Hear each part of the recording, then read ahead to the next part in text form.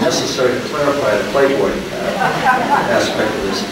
Joe Dominic, who, as many of you from Los Angeles know, has been a long-term critic of the department and its practices, particularly in the 70s and 80s, he wrote a seminal book about the department, to protect and preserve. And he was one of the books I really delved into prior to coming into this position.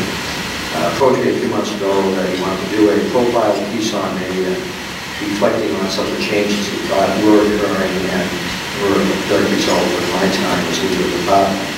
So I agreed to that, and then a month later he came back, and the only taker was Playboy.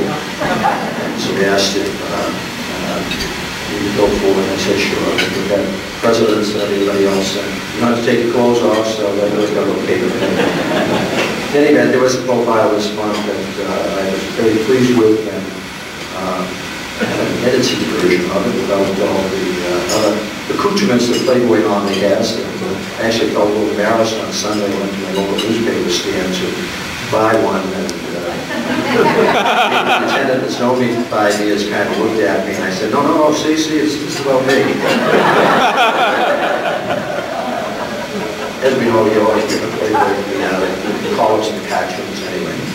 In any event, I've been asked to give about 15 minutes of remarks. Those who know me, I can do that without taking a breath, so I ask that you bear with me during those 15 minutes of remarks, which will be extemporaneous. I hope to have been here this morning to have my remarks come directly from all the discussions this morning that were tied up in federal court yesterday and this morning testifying in my lawsuit against the department and the mindless, mind-numbing word games you played in court over those 6 or 7 hours. I'm still kind of numb from the word games that we played in court. In any event, let me talk about this issue, which about it in a larger context. And that larger context is police in our society, a great democratic, constitutionally created society, we're privileged to live in this country.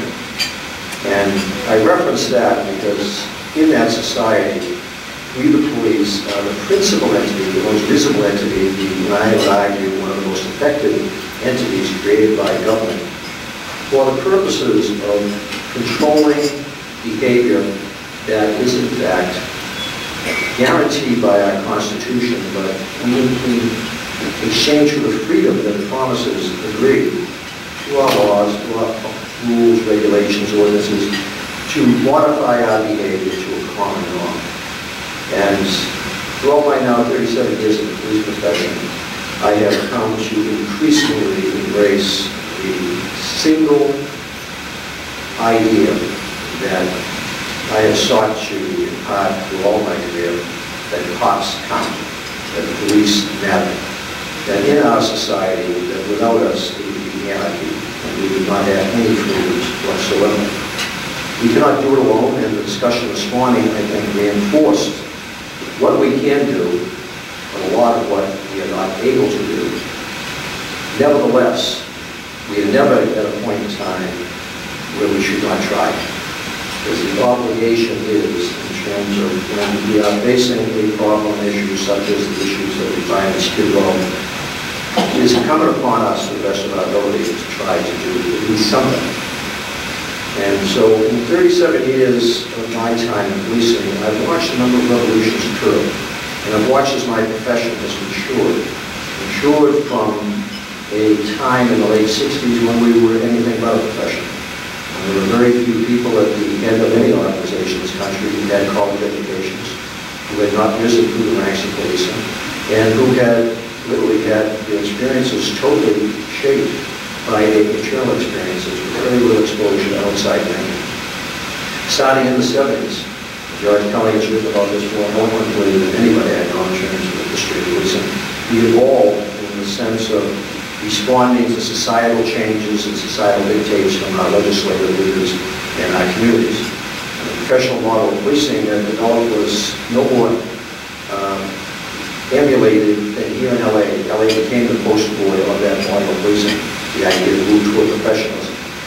Professionalism at that time really meant rapid response to calls for service, random patrol, and random patrol that had some degree of direction to it, and reactive investigations with old Joe Friday, my hero, back in those days. The rest of today and some of what he did back then, but back in the 60s and 70s, he was in.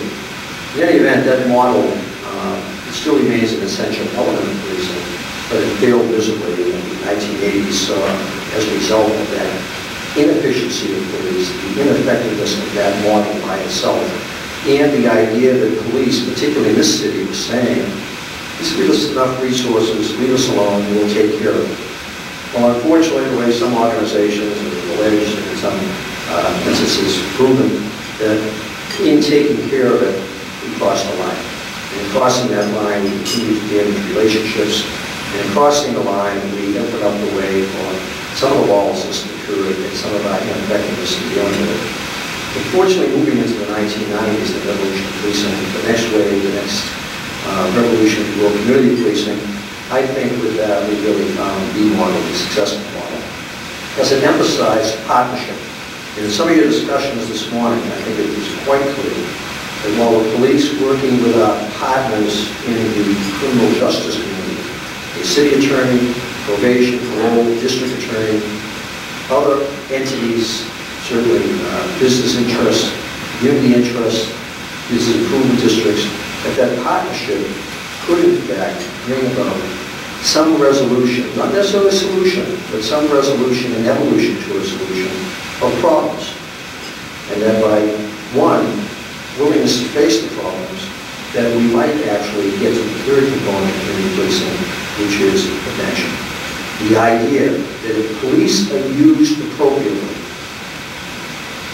we have three obligations: to police constitutionally, to police compassionately, by policing compassionately, recognizing that we're always dealing with human beings, no matter what their condition, no matter what their behavior. And then thirdly, to do it consistently. The idea being that so much of the failures of the 70s and 80s was that we would get in and we would get out. Whether it was a 911 call, whether it would be measured by how fast we get in, got ready for the next call, or by our response to neighborhood problems. We might get in there and make a few arrests, wash our hands of it, and move along. We've learned from that. I've certainly learned from it, many experiences I've had, and very specifically from exposure to George over many years and the many experiences that we've shared, in particular going into the New York City subway environment, in which we were dealing with a very similar set of issues to what we were trying to deal with in the Skid Row area of this city. Similar issues, a homeless population made up of the same, it's ironic, the same almost percentages.